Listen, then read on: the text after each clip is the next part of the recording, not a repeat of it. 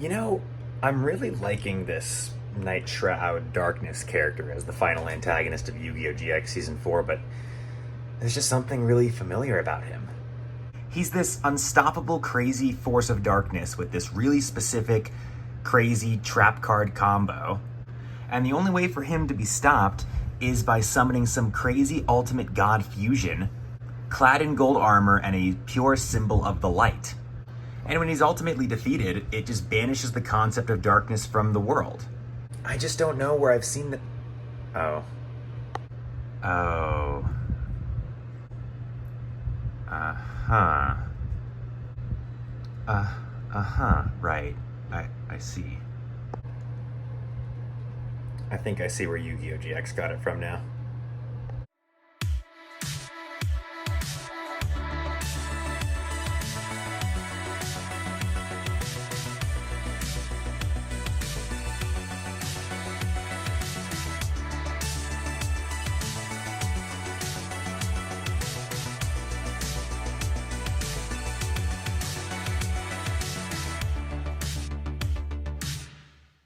Hey guys, it's Colton TCG Cardcast, and today I'm going to bring you my 40-card Darkness deck profile. So let's get into it. So, the Darkness has one of the more unique decks out of Yu-Gi-Oh! GX. I've spoken this entire season about how much I love gimmicky, garbage decks that just are kind of bad, but they've got this really specific thing that they do that no other card in the game does, and that's just what they roll with. And the Darkness's deck is exactly one of those decks where it just works. It's really fun. It feels like a boss character deck when it actually works. The only downside is that it is a little inconsistent. But, you know, again, it's supposed to be a deck that's played only once by the final antagonist. And for that, when you use it against the other decks, it is very, very, very powerful. But without further ado, let's get started with I'd say it's the boss monster of the deck. It's not the main card of the deck, but it's definitely the boss monster. One copy of Darkness Neosphere. It's a dark level 10 fiend with 4,000. It cannot be normal summoned or set. Once per turn, quick effect, you can look at all set spells and traps you control, ignoring the effects of darkness. Once per turn, quick effect, you can set all spells and traps set by the effect of darkness face down and arrange them in any order. Once per turn, you can set one face up spell trap once per turn. During the end phase, if you have less than 4,000 life points, your life points become 4,000. It's an overpowered, total control supervillain boss monster. It's pretty cliche. Then we've got one copy of Darkness Destroyer. It is a dark level 7 fiend with 2318. Cannot be special summoned. This card can attack twice during each battle phase. If this card attacks a defense-based monster, inflict piercing battle damage to your opponent. Then we've got one copy of Darkness Raincrow. It's a dark level 8 fiend with 0/0. When an opponent's monster declares an attack, you can send this card from your hand and one Darkness Bramble you control to the graveyard to special summon one Darkness Neosphere from your deck. So this is how you're supposed to summon Neosphere. Thankfully, this only can summon from deck, which means if Neosphere gets into your hand in any way, shape, or form, you cannot summon him. Then we've got one copy of Darkness Bramble. Bramble is a dark level 6 plant with 2,000. Once per turn, quick effect, you can look at all set spells and traps you control, ignoring the effects of darkness. Cannot be destroyed by battle, and once per turn during the end phase, if you have less than 4,000 life points, your life points become 4,000. Then we've got 3 copies of Dark Archetype. We went over this guy in the Truman deck profile. 2 copies of Darkness Outsider. Outsider is a dark level 4 fiend with 0/0. You can discard one card, special summon one monster from your opponent's deck to your field, then shuffle this card into your opponent's deck. So it kind of works if you know what character deck you're dueling. You'd be like, oh, I want Yubel, or oh, I want Neos, or like, give me Cyber Dragon, or something crazy like that, you know? We got 2 copies of Darkness Psycho Eye. Then we got 3 copies of Darkness Seed. Darkness Seed is a dark level 2 plant with 1,000. If this card is sent to the graveyard, you can activate this effect. Special summon this card during your second standby phase after activation. If this card is special summoned this way, it gains the following effects. It cannot be destroyed by battle, and once per turn during the end phase, if you have less than 4,000 life points, your life points become 4,000. Then we've got 2 copies of Darkness Necro Slime. Necro Slime is also a dark level 2. It's an aqua with 0/0. You can send this card to the graveyard, then target a darkness monster in your graveyard and special summon it. So if you can manage to get Neosphere in the graveyard, this is a good way to summon him. There's a couple ways in this deck to just discard cards to, summon them off of Necro Slime. But yeah, Necro Slime is just like an in-archetype monster reborn.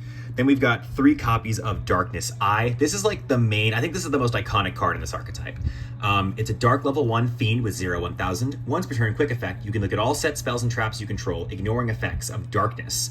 Once per turn during your standby phase, if this card is in attack position, once during this turn, you can normal summon 1 monster without tributing. So it kind of just gives you like a free summon for like Raincrow or Bramble if you really, really want. And then the last monster in this deck that we're playing is 3 copies of Darkness Slime. Darkness Slime is a dark level 1 aqua with 0/0. If the total attack of all face-up monsters you control is 0, you can special summon this card from your hand in defense position. If this card is special summoned this way, target 1 face-up monster your opponent controls. This card's attack becomes equal to that monster's defense, and its defense becomes equal to that monster's attack. So it just turns itself into like a shield of sorts. Then onto the spells, we have one of the most iconic, infamous cards from the anime here. We have 3 copies of the field spell, Darkness. Darkness is a field spell. When this card is activated, destroy all cards in your spell and trap zones. Also, after that, set 1 0, Infinity, Darkness 1, Darkness 2, and Darkness 3 at random from your hand or deck. You cannot look at these face-down cards. Once per turn during the end phase, set all face-up traps you control and randomly rearrange all cards in your spell and trap card zone. If a spell you control leaves the field, destroy all spells and traps you control. So pretty much if any part of this gets ruined, it all goes up to shit, you know? But this card's interesting because, like it says, you can't look at your back row. It makes this archetype's gimmick break game mechanic, which I think is what makes most interesting gimmicks interesting, is when it just says, you know that game mechanic you like? Well, you can't do it anymore. It's just a simple piece of knowledge it takes away from both players and forces you to actually work to get that thing back so you can start abusing it. Then we've got 3 copies of Allure of Darkness. I use this card a lot in these Darkness character deck profiles. I actually don't know exactly when Allure of Darkness came out, but it just fits so well, so we're going to play it in this archetype. We've got 1 copy of Darkness Approaches, 1 Creeping Darkness, 1 Beckon to Darkness, 1 copy of Card Destruction, 1 Graceful Charity, and 1 Pot of Greed. You're very rarely ever going to get to use a bunch of these cards because the second you get Darkness, your spells and trap zone is full. You can't use any other spells and trap zones because they're all full of traps. But I still like to play these cards just to help you kind of quickly draw into your monster. Of course, Allure of Darkness is always live in this deck. Pot of Greed, Graceful Charity, Card Destruction, just spells that you can draw you into your that can draw you into your field spell without any real cost. On to the traps, we have the 2, I think, the most iconic, but also really hard to understand cards in this archetype. We have 1 copy of Infinity and 1 copy of Zero. Now, like I said, these cards are kind of confusing, so I'll try to explain them as best as I can. The way that these work is they activate at the exact same time. So you activate Infinity, then you activate Zero. The idea is that you have to activate these first, because if they do not activate first in the chain, then it means that any cards that activate after them are just going to fizzle and they're not going to go off right, and it's just going to ruin the entire archetype. So you activate both of these at the same time, and then they both have the effect to activate 1 card. They both have the effect to activate the 3 cards in between, or any card. Then they've both got the effect to activate any of the cards in between them. So that's where we get copies of Darkness 1, Darkness 2, and Darkness 3. Now, like I said, this is where the really confusing part of this archetype comes in. So because the field spell randomly sets these cards face down, you never know exactly where these are, which is why you need those cards in the archetype that says you can look at their face down cards. So you activate Zero and Infinity first, then they have the effects to activate any cards in between them. The last card to activate in the chain, so like if I flip these 2 up and then in between them is Darkness 1 and 2, it flips those up.